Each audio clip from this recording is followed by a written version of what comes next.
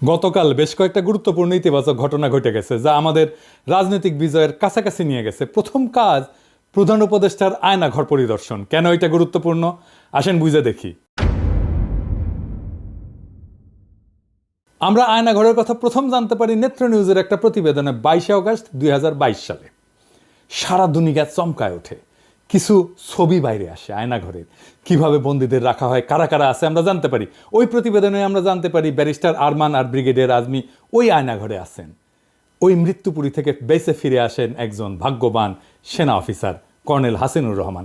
উনি আমাদের জানান এই ব্রিগেডিয়ার আজমি এবং আরমান বেঁচে আছে, ওইখানেই আছে। এইখানে শুধু আটকায় রাখা হইতো না, নির্যাতন চালানো হইতো।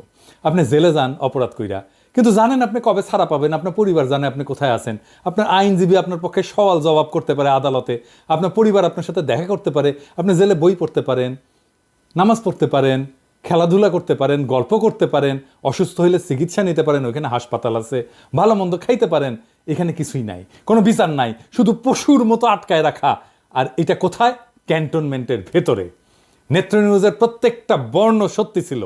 এটা ছিল হাসিনার গোপন বন্দিশালা, যাদের কোনোভাবেই আইনত কারাগারে রাখা যায় না, দণ্ড দেওয়া যায় না, তাদের এই আয়না ঘরে রাখা হইতো।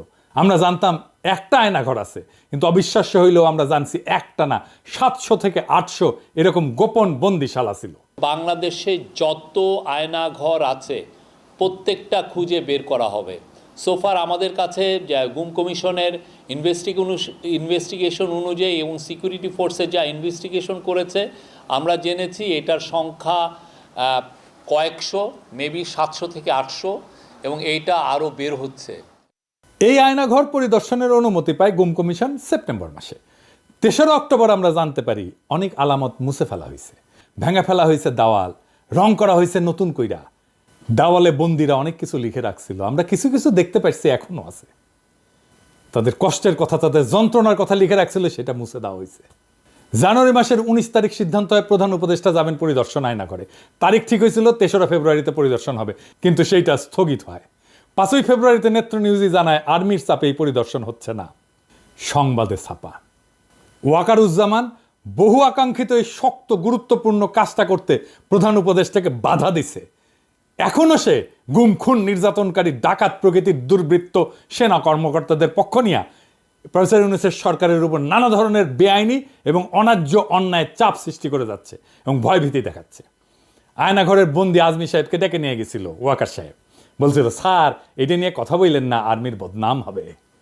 আপনার কি দরকার স্যার, আপনি বলেন।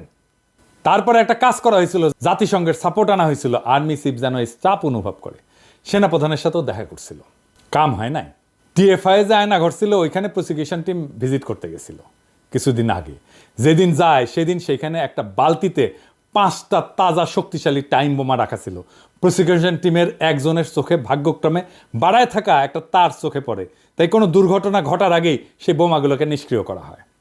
এতই শক্তিশালী ছিল সেই বোমা যে পুরা বিল্ডিং উড়ে যাইত।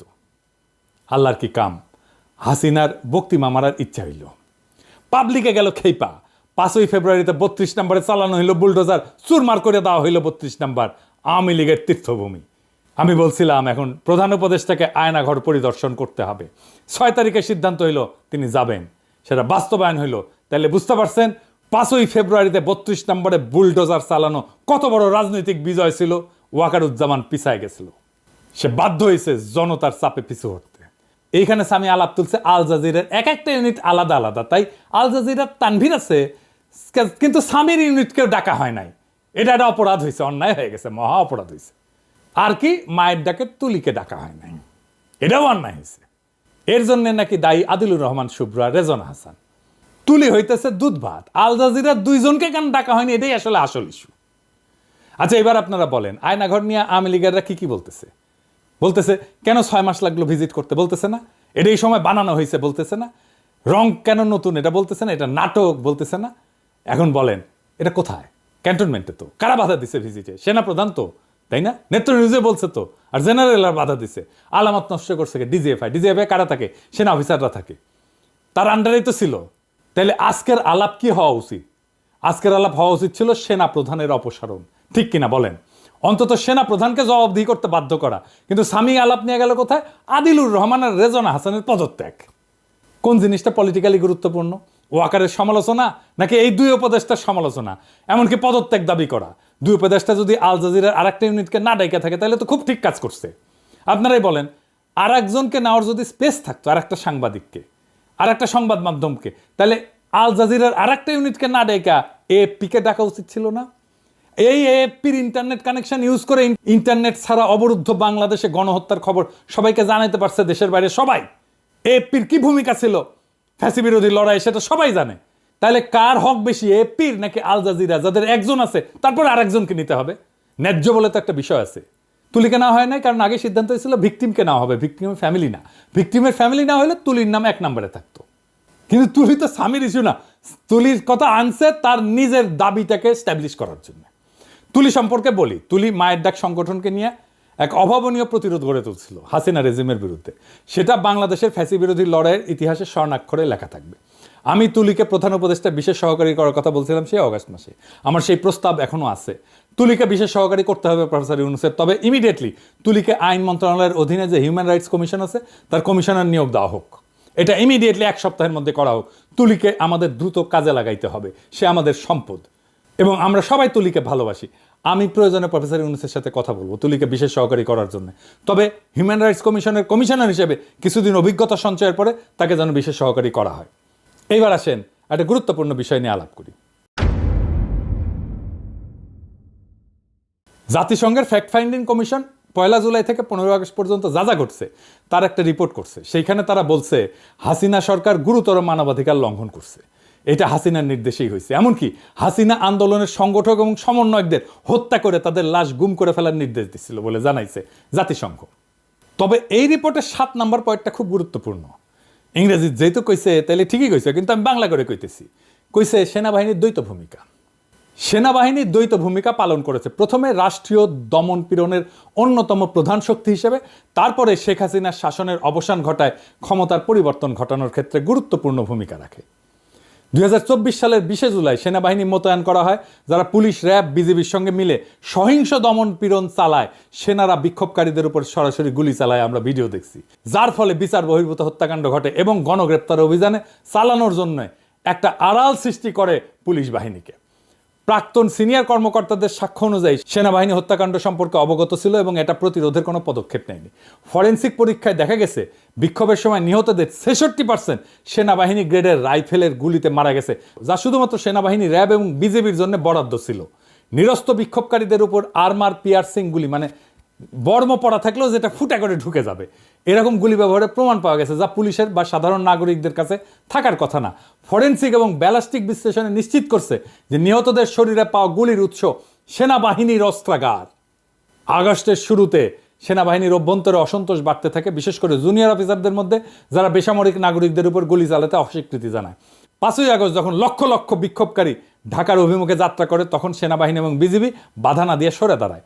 এর ফলে শেখ হাসিনাকে সশস্ত্র বাহিনীর একটা হেলিকপ্টারে করে ঢাকা থেকে সরায় নেওয়া হয়, যা কার্যত তার শাসনের অবসান ঘটায়।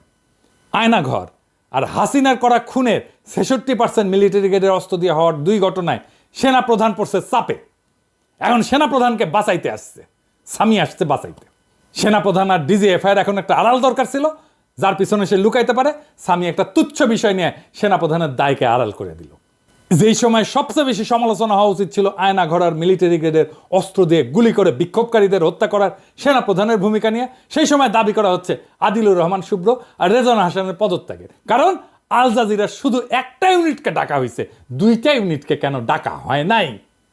এই প্রসঙ্গে আমার একটা মজার একটা কৌতুক মনে পড়লো, স্বামী কিছু মনে করেন না। এক ছোট বাচ্চা শার্ট কিনবি, তো বাপে কইছে বাবা শার্ট কিনবো। তা বাপ কইছে যে বাবা আমি তো যাইতে পারবো না, তোমাকে টাকা দিলে তুমি কিনতে পারবা। হ্যাঁ কিনতে পারবো। 100 টাকা দিছে। বলছে দোকানদাররা কিন্তু খুব খারাপ, বুঝছাও, তুমি যে দাম চাইবে না তার অর্ধেক বলবা। তো বলছে আচ্ছা ঠিক আছে বলবো। দোকানে গেছে, শার্ট পছন্দ হয়েছে, দাম চাইছে কত দাম? বলছে 100 টাকা দাম। তো বলছে 50 টাকায় দেবেন? তো বলছে আচ্ছা ঠিক আছে, তুমি 50 টাকাই দাও। বলছে 25 টাকায় দেবেন? বলছে আচ্ছা ঠিক আছে বাবা, তুমি 25 টাকাই দাও। 12.5 টাকায় দেবেন? তখন বলছে বাবা, তোমার পয়সা দিতে হবে না, তুমি এমনি এমনি নিয়ে যাও। তাহলে আমাকে 2টা শার্ট দিতে হবে, মানে এমনি এমনি দিলেও 2টা শার্ট দিতে হবে। এই হইতেছে স্বামীর আবদার। আল জাজিরার 2জনকে নিতে হবে, একজনকে ডাকলে হবে না। আপনার অ্যাক্টিভিজমের একটা গুরুত্ব আছে, আপনি একটা কিছু বললে দেশের মানুষ গুরুত্ব দেয়, তাই এই শক্তিকে আপনার দায়িত্বের সাথে ব্যবহার করতে হবে। আপনি দুম কইরা ইজাজের নিয়োগের বিরুদ্ধে লিখে দিলেন। আমি কিন্তু এই পজিশনের জন্য, এই ডিসিসির প্রশাসক পজিশনের জন্য আপনার কাছে একটা রিকমেন্ডেশন চাইছিলাম, আপনি দিছিলেন একজন, কি মনে আছে নিশ্চয়ই, কিন্তু আপনি যার নাম রিকমেন্ড করছিলেন ওনার নাম আপনি রিকমেন্ড করতে পারেন না। এটারে বলে কনফ্লিক্ট অফ ইন্টারেস্ট। এজাজ ভালো ছেলে, দক্ষ আর উদ্যমী ছেলে, ফ্যাসিবাদের বিরুদ্ধে লড়াই করা ছেলে, একজন সলিড ছেলে, ওরে আপনি যে ডিসক্রেডিট করলেন, ও কাজ করার উৎসাহ পাবে, ওর মনটাই তো ভেঙে দিলেন প্রথমে শুরুতে। বিশ্বাস করেন, এজাজের জায়গায় যদি আমি হইতাম না, আমি জয়েনই করতাম না। শুভ্র ভাইয়ের জায়গায় যদি আমি হইতাম, আমি স্ট্যাটাস দেওয়ার 5 মিনিটের মধ্যে পদত্যাগ করে দিতাম। দুর্বল করলাম না তোর উপদেষ্টাগিরি। সত্যি করে বলেন তো, এজাজকে কি আপনি চিনেন যে সে কি কি করে? প্রফেসর ইউনূসের সরকারের অনেক দুর্বলতা আছে, ব্যর্থতা আছে, কিন্তু এটা তো আপনার শত্রু সরকার না। আমাদের সরকারের সমালোচনা করতে হবে, আমি মানা করতেছি না, কিন্তু সমালোচনার লক্ষ্য হবে সরকারকে যেন গতিশীল করা যায়, সরকারকে যেন বিপ্লবী চরিত্র ধারণ করতে সাহায্য করা যায়। 5ই ফেব্রুয়ারির পরে যে নতুন সুযোগ তৈরি হয়েছে, সেই সুযোগকে আমাদের কাজে লাগাইতে হবে, যেন আমরা ফ্যাসিবাদের অবশেষকে আরও বেশি দূর করতে পারি। প্রফেসর ইউনূসের সরকারের অদক্ষতা আছে, কিন্তু আন্তরিকতায় কোনো ঘাটতি নাই। আমি সবাইকে আহ্বান জানাবো, সরকারকে শক্তি যোগান, সরকারকে দুর্বল কইরা তার মনোবল ভেঙে দেওয়ার চেষ্টা করবেন না। অনেক সমস্যা আছে আমাদের সামনে। পরিশেষে ভলকার তুর্কের কথায় আসি। উনি বলছেন কোনো রাজনৈতিক দলকে নিষিদ্ধ করা উচিত না। ইংরেজি যেহেতু কইছেন, ঠিকই কইছেন তাইলে। তবে আওয়ামী লীগ তো রাজনৈতিক দল না, ওইটা একটা মাফিয়া সংগঠন। ওরে আমরা নিষিদ্ধ করব না, আর না, অবশ্যই না, আমরা নিষিদ্ধ করার লোকই না, আমরা অত খারাপ লোক না। ওরে আমরা নিশ্চিহ্ন করে দেব ইনশাল্লাহ। ইনকিলাব জিন্দাবাদ।